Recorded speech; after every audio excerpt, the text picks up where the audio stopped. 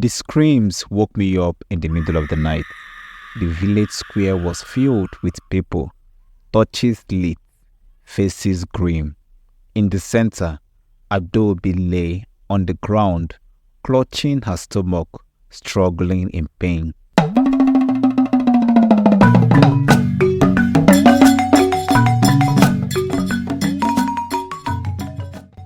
It all started months ago when Adobe was crowned the village beauty.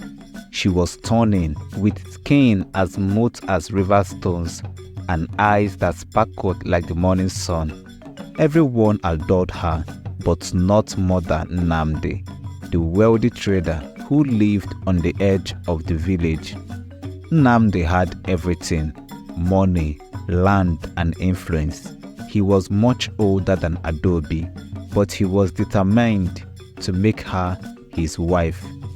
He showered her family with gifts, promising to take care of her. Adobe's parents, overwhelmed by his generosity, agreed to the marriage, but Adobe loved someone else, Emeka, the humble farmer. They had grown up together, shared secrets, and dreamed of a future. When Adobe's parents announced her engagement to Nnamdi, she was devastated.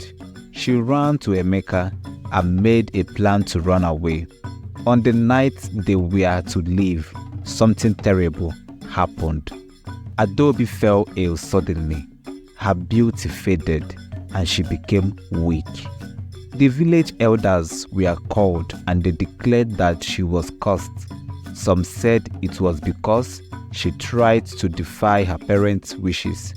Others whispered that Nnamdi had used dark magic to ensure she would be his wife and no one else's wife. Nnamdi denied it all, his face a mask of innocence, but I saw the way his eyes glinted with satisfaction as Adobe grew weaker. Emeka was desperate, doing everything he could to find a cure. He even went to the old medicine man, but nothing worked. As the days passed, Adobe's condition worsened. The villagers started to avoid her family, fearing the curse might spread. Her parents regretted their decision but felt powerless to change it. One evening, as I sat outside my hut, Emeka came running, breathless and frantic. He had heard of an old woman in a distant village who could break any curse. With hope in his eyes, he asked me to go with him. We set off before dawn, determined to save Adobe. The journey was long and difficult, but we finally reached the old woman's hut. She listened to Emeka's stories. She told us that the curse was powerful, born out of jealousy and hatred.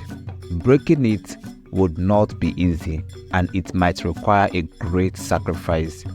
Emeka didn't hesitate. "I would do anything," he said. The old woman nodded and began to prepare a potion, instructing us to gather rare herbs from the forest. We walked tirelessly, driven by the thought of saving Adobe. By the time we returned to the village, Adobe was barely hanging on. We gave her the potion, praying it would work. The villagers gathered around, watching with bated breath. For a moment, it seemed like nothing happened. Then, slowly, Adobe's breathing steadied and color returned to her cheeks. The village erupted in cheers, but the old woman's words still echoed in my mind: a great sacrifice. And that's when Nnamdi stepped forward, a dark smile playing on his lips.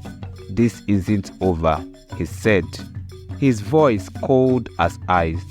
I knew then that the curse was not just a simple spell, but a deeper, darker plot. The village beauty was saved, but at what cost? The true cause of our village was still hidden. waiting to be uncovered. Nnamdi's words hung in the air like a dark cloud. The celebration turned to uneasy murmurs. Emeka held Adaobi's hand tightly, his eyes filled with determination. "What do you mean?" he demanded, stepping forward. Adaobi may have been saved, but the curse still lingers.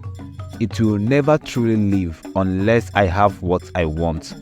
The old woman, who had followed us back to the village, stepped forward, her eyes narrowing at Nnamdi. "The cause is bound to the hatred in your heart," she said. "If you truly love Adaobi, you will let her go and free her from this darkness." For a moment, Nnamdi's face twisted with rage, but then he composed himself. "If I cannot have her, no one will," he hissed. Suddenly, the ground beneath us trembled. The villagers grasped and backed away. The old woman began chanting, her voice rising above the noise.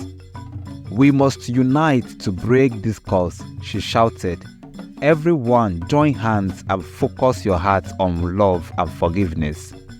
Reluctantly, the villagers obeyed, forming a circle around Adaobi, Emeka, and Nnamdi.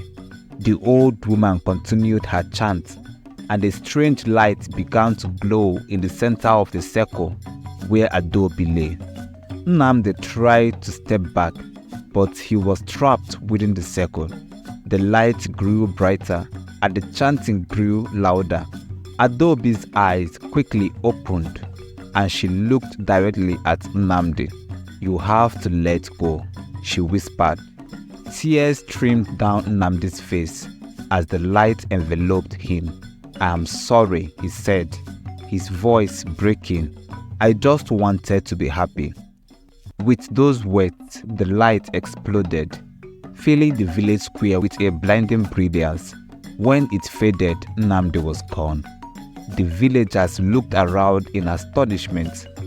Adaobi sat up, completely healed, her beauty and strength restored. The old woman smiled. "The curse is broken. Nnamdi's hatred has been vanquished by his own remorse." Emeka embraced Adaobi, tears of relief streaming down his face. The villagers cheered, truly celebrating this time. The old woman turned to me, her eyes twinkling. "You have witnessed the power of love and forgiveness. Remember this day." As dawn broke, the village was filled with a sense of hope and renewal. Adaobi and Emeka's love had triumphed, and the dark shadow that had loomed over our village was lifted. The story of the curse and its breaking would be told for generations, a reminder of the strength of the human spirit and the power of forgiveness. Our village would never forget the night the curse was broken and the beauty of Adaobi was finally free to shine without fear.